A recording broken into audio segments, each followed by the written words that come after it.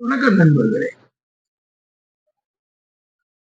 இந்த காலம் அறிதல்ங்கிற அந்த அதிகாரத்துல நாம 7 குறள் பார்த்தோம். 8வது குறள் இதுவும் நமக்கு கற்றுத்தர செருநரை காணின் சுமக்க.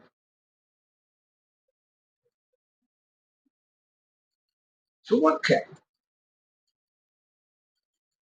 ஒருத்தர் மூட்டையை தூக்கி வச்சுக்கிட்டு இருக்காரு. ஒரு இடத்துல போய்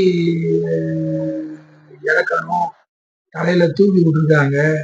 போய் நிக்காரு, வாழ்ந்த ஜாமான் வந்திருக்கு, இறக்கணும் இறக்கணும் இறக்கணும் இறக்கணும் தான் அப்படியே வந்து தொந்தரவு எல்லாம் பண்ணிக்கிட்டு எங்கேயாவது இருக்கிறத இறக்கி ஒருத்தன் போட்டு போயிடுவோம். இல்லைன்னா சரி எங்கேயாவது ஒண்ணு போடுன்னு நம்ம சொல்லிடுவோம்.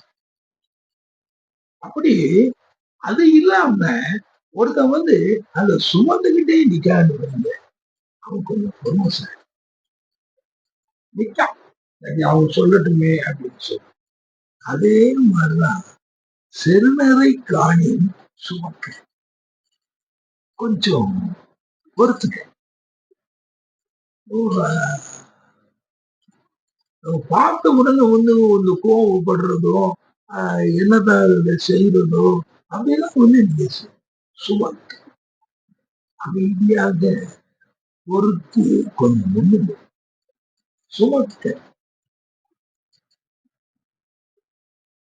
அதே வள்ளுவ சுமக்க என்று சொன்னவர், பொறுமை காத்து கொண்டு நில்லுன்னு சொன்னவர்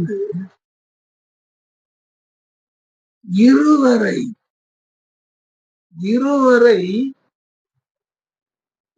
காணின் கிழக்காம் தலை.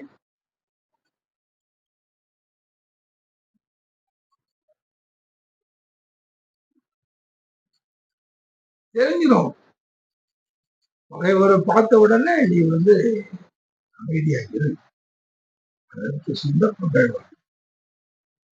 அதனால ஒன்னும் நாட்டுல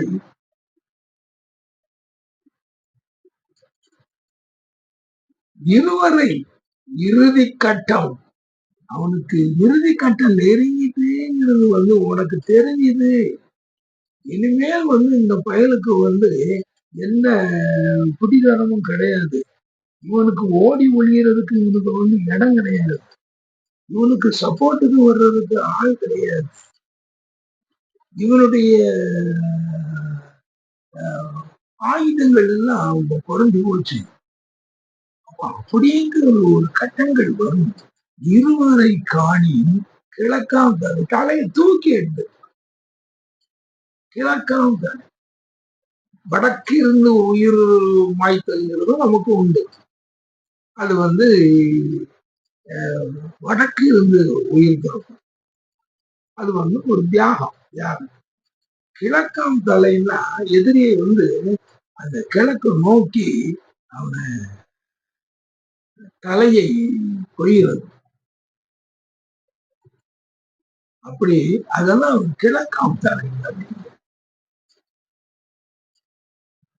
அப்போ பாருங்க எவ்வளவு தூரத்துக்கு வந்து அந்த எதிராளியை வந்து நாம எப்படி கையாள அப்படிங்கிறது இந்த அடுத்த குரல்ல என்ன சொல்றாரு, அதுவரை நன்றியோடு